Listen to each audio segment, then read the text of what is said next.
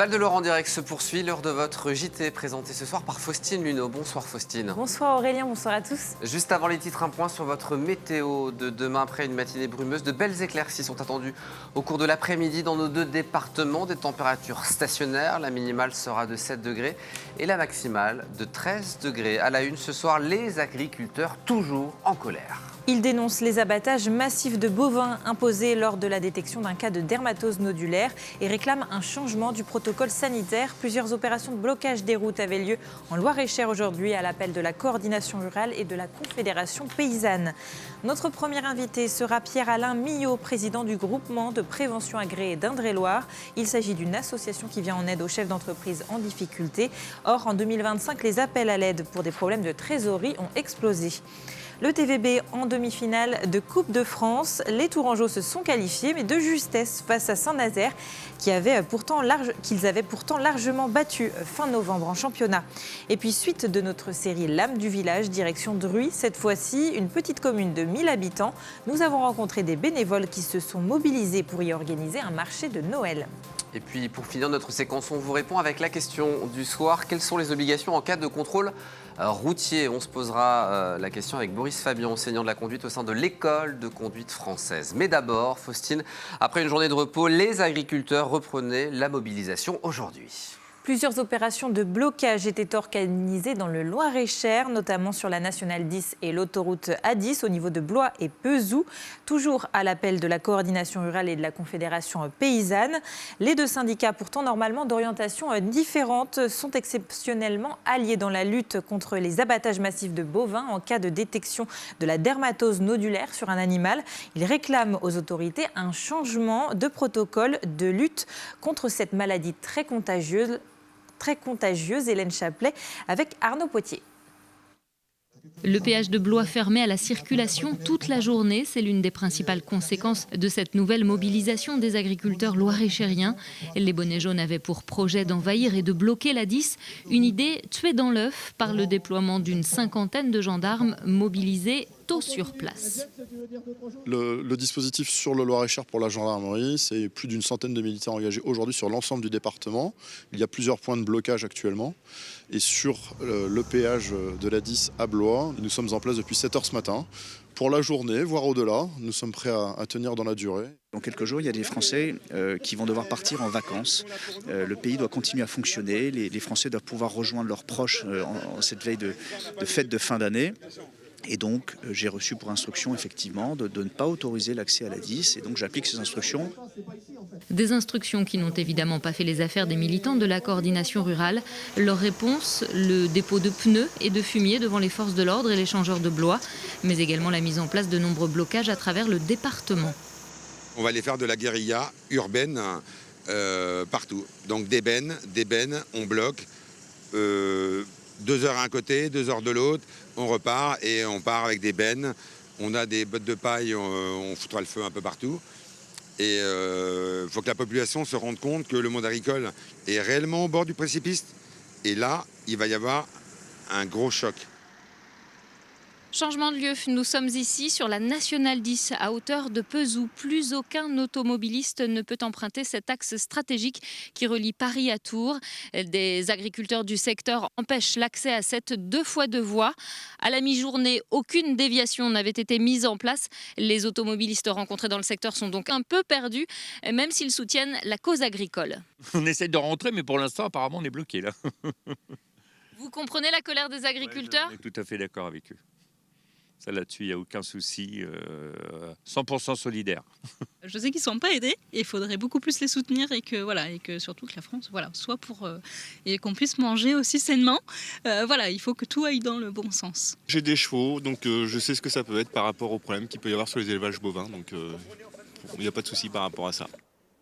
Entre la dermatose nodulaire contagieuse, l'accord Mercosur, les aides de la PAC ou encore le changement climatique, les dossiers en souffrance sont nombreux du côté de la filière agricole. Difficile de croire que le feu de la colère va rapidement s'éteindre. Et concernant cette fois-ci la grippe aviaire qui touche les élevages de volailles, un premier foyer a été détecté à Billy ou Billy en Loir-et-Cher. Le 9 décembre dernier, des zones réglementées de protection et de surveillance ont été mises en place par la préfecture dans un rayon de 3 à 10 km autour de l'établissement contaminé. Justice, à présent, un médecin généraliste de Tours a été mis en examen et placé en détention provisoire le 4 décembre dernier. Il a 38 ans et exerçait dans un cabinet du centre-ville. Une enquête a été ouverte à son encontre pour notamment corruption de mineurs et incitation d'un mineur à commettre un acte de nature sexuelle. Il est soupçonné d'avoir initié des échanges à caractère sexuel avec plusieurs jeunes filles mineures sur les réseaux sociaux. Il est toujours présumé innocent. Un tag antisémite découvert sur les murs d'une école maternelle à Tours-Nord. Il s'agit de l'école Croix-Pasquier. Le tag, une petite croix gammée dessinée au feutre noir à côté de l'entrée de l'établissement. 2 sonnettes ont aussi été détériorées et un feu de poubelle allumé. Des actes de vandalisme et antisémites suite auxquels la ville de Tours, propriétaire du bâtiment, a porté plainte. On va évoquer à présent cette convention signée hier entre l'Union nationale des arbitres de football, le district de football d'Indre-et-Loire, la préfecture et la procureure de la République. Elle vise à lutter concrètement contre les violences dans le milieu du football, qu'il s'agisse de violences physiques. Souvenez-vous, en mars dernier, un arbitre avait été frappé par un joueur à Montbazon, mais surtout d'insultes et menaces beaucoup plus fréquentes. Cette convention prévoit la formation d'un magistrat aux questions des violences dans le football et la mise à disposition des arbitres d'un formulaire pour les aider à rapporter les violences dont ils sont victimes. Écoutez. La principale avancée, c'est d'avoir désormais des documents types, des signalements au parquet, un formulaire pour rapporter des incidents qui permettra de faire en sorte que les comportements inadaptés, délictuels, puissent être traités, poursuivis et le cas échéant sanctionnés. Globalement, un arbitre, comme je l'avais dit, il peut se tromper, ça fait partie du jeu, mais quand un joueur rate une passe, est-ce qu'on l'insulte, est-ce qu'on le frappe? Non. L'idée, c'est vraiment que chacun prenne ses responsabilités, prenne conscience que c'est que du foot. C'est des êtres humains avant tout et le but du jeu c'est de se faire plaisir dans le foot et que ça ne doit pas devenir quelque chose qui doit être stressant avec une pression qui est insupportable. Et cette convention voit le jour au moment où le district de football d'Indre-et-Loire change de président. Philippe Gallier, en poste depuis 2016, a été contraint de se retirer en raison de soucis de santé. Il laisse sa place à Christophe Brossard, qui était jusque-là vice-président délégué, sapeur-pompier au SDIS 37. Il est également le président de l'association de football des sapeurs-pompiers depuis 2018.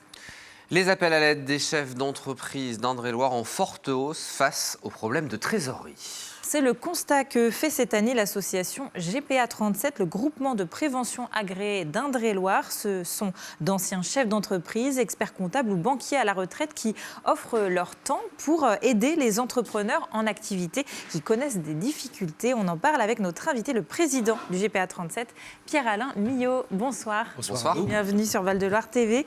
Alors, vous avez traité 60 dossiers en 2025. Vous allez atteindre 60. C'est le double de l'année précédente. Ça veut dire que la situation s'aggrave et que le tissu économique se fragilise en Indre-et-Loire ? En tout cas, il y a des problèmes économiques pour les entreprises et nous nous intéressons particulièrement plus aux TPE, aux PME, pas les grosses entreprises qui ont évidemment des conseils. Et malheureusement pour elles, plutôt ces entreprises, il y a quelques difficultés en ce moment. Lesquelles ? Alors liées donc d'abord à la conjoncture économique et peut-être à la morosité. Si vous dites ça va mal, deux chefs d'entreprise qui se rencontrent, s'il y en a un qui dit ça va mal, l'autre il va répondre oui, pour moi aussi. Et en fait, la commande ou l'investissement qu'on voulait réaliser, on le reporte. Et c'est toute l'économie qui a des problèmes.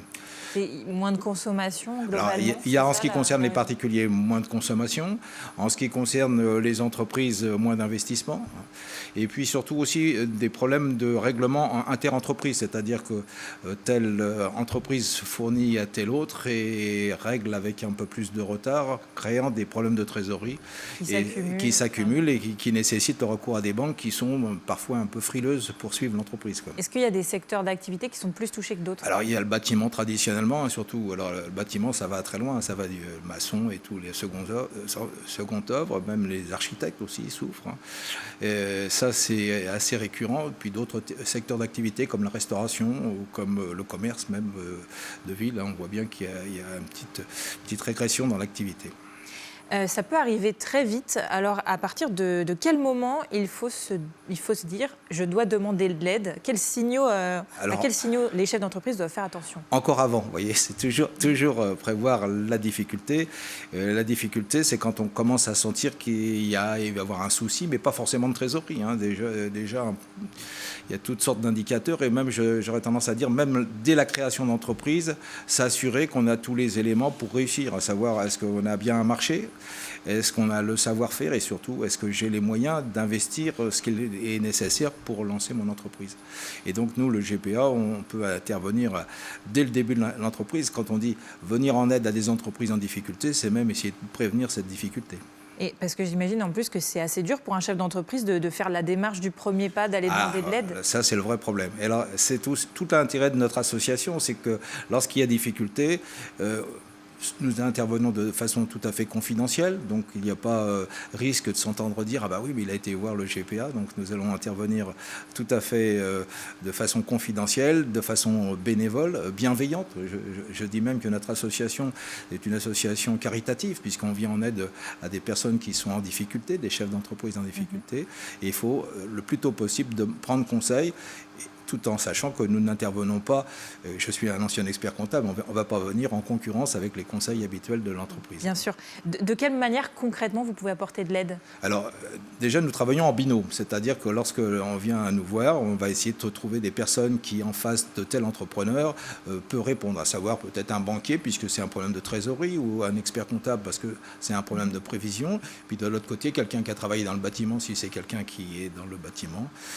Donc en fait on va donc déjà venir à deux parce que ça permet de faire un tour d'horizon et d'échanger sur ce point-là. Et donc nous pouvons aider soit en intervenant auprès du banquier ou auprès d'organismes. Alors quand c'est en difficulté, nous allons essayer de voir avec l'URSSAF s'il n'y a pas moyen d'obtenir des étalements. Enfin, on va toujours chercher l'interlocuteur qui peut répondre à la question.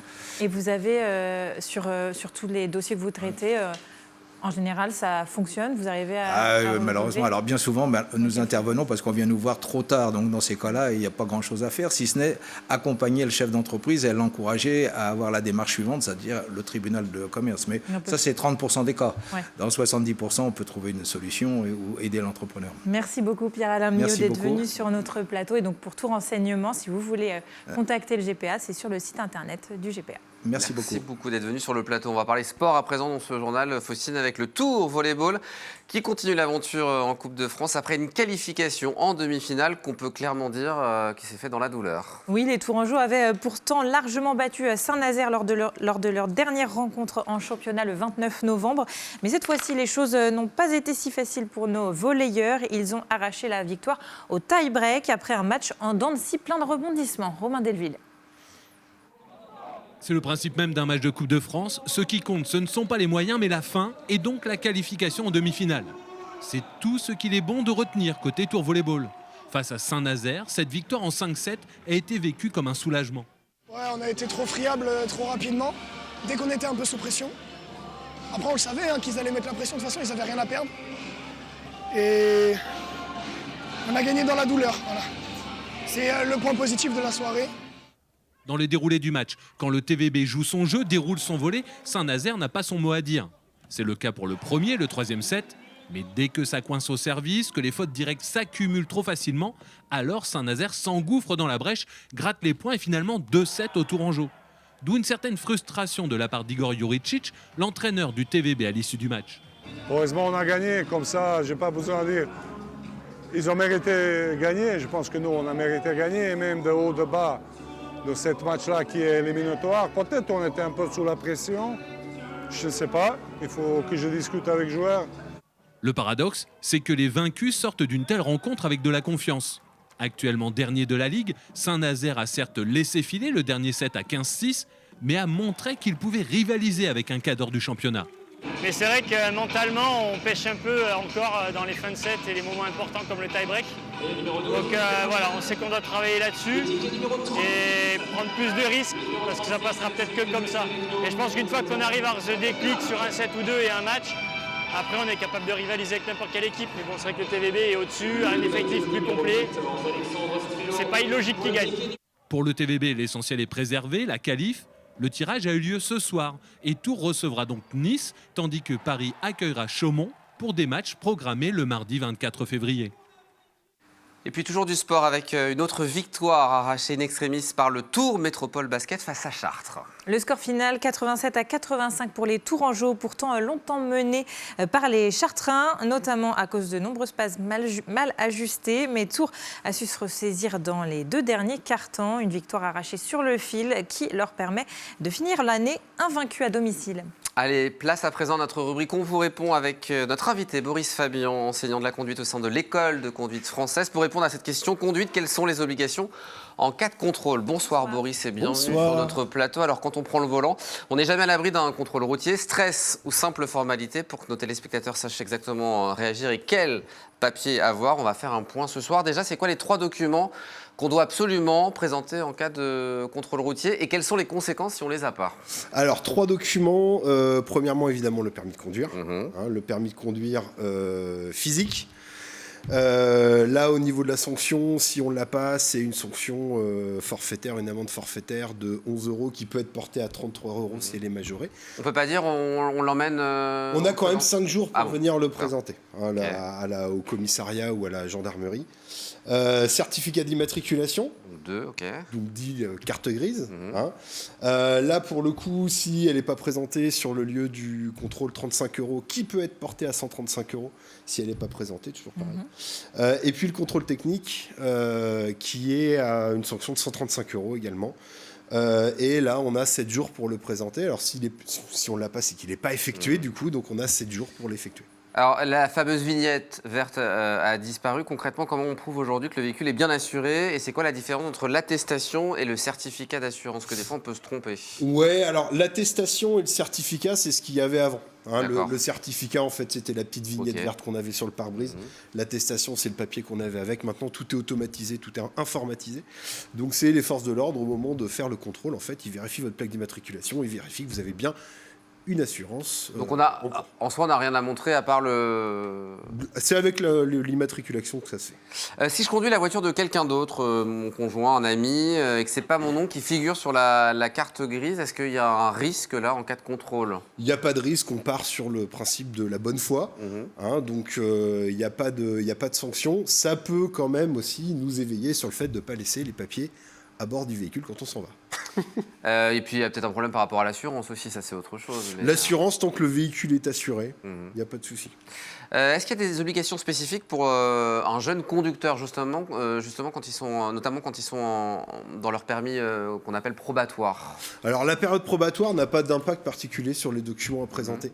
Ce qu'il faut savoir, c'est que quand vous passez le permis, quand vous avez le permis, il y a ce qu'on appelle le CEPC, le certificat d'examen du permis de conduire, avec le résultat du permis. Évidemment, il est positif. Donc ça fait office de permis pendant 4 mois, ce qui laisse le temps de faire les démarches pour recevoir le permis définitif. Bon, il y a les papiers évidemment à présenter, mais il y a aussi l'attitude à avoir face aux forces de l'ordre. Il y aura peut-être certains contrôles pendant les vacances et les fêtes de Noël, donc peut-être avoir une attitude plutôt souriante, positive et arrangeante. Courtoise. Voilà, si vous êtes dans votre bon droit, il n'y a aucun souci à avoir. Merci beaucoup Boris Fabian d'être venu sur notre plateau ce soir, nous parler auto-école, conduite, comme on le fait régulièrement sur le plateau. Place à présent à notre deuxième épisode de notre série L'âme du village. Cette semaine, nous vous emmenons découvrir ceux qui font battre le cœur des villages de la métropole tourangelle. Bénévoles, associations, commerces, rencontres avec ses habitants mobilisés pour faire vivre leur commune. Alors aujourd'hui, direction Druy, village d'1 millier d'habitants, où Léa Turquet et Arnaud Potier ont rencontré les bénévoles de l'association des parents d'élèves en plein préparatif de leur marché de Noël qui s'est tenu début décembre. Aujourd'hui, nous allons découvrir le village de Druy, une commune que ses habitants font vivre. On va suivre la préparation de leur marché de Noël. C'est parti, on y va.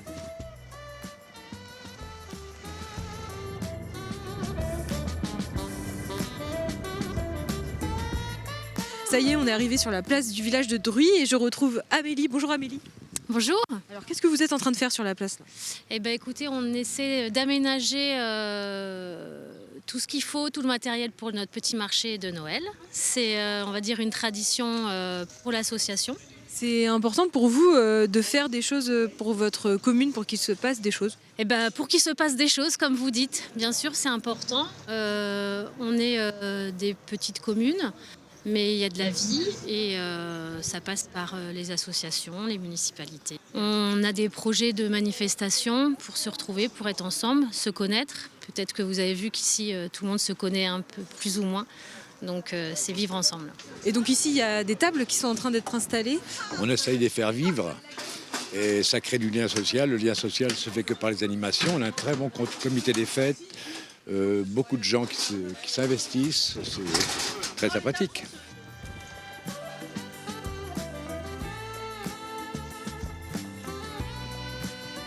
Le premier stand à être monté, c'est celui de Marie. Bonjour Marie. Bonjour. Alors, qu'est-ce que vous vendez sur votre stand? Je vends des articles au crochet que je fais moi-même. Super. Et vous venez de Druy. C'était important pour vous d'être sur ce marché? C'est important de faire vivre son village, je trouve. Et on a un petit village et le fait d'avoir des manifestations comme ça, c'est très important. C'est une occasion de se réunir et de boire un coup ensemble, de papoter et tout va bien. Vous l'avez vu ici, les habitants de Druy se mobilisent pour animer leur village. Donc au marché de Noël cette année, on compte une petite dizaine d'exposants. Mais malheureusement, le marché de Noël, c'est une fois par an. Donc on se donne déjà rendez-vous pour l'année prochaine. Merci Léa Turquier. Suite de la série demain dans notre journal. C'est justement la fin de ce journal. Merci Faustine. Merci. Bonne soirée à vous et rendez-vous demain à 17h50 pour un nouveau numéro de Val de Laurent en direct. À demain.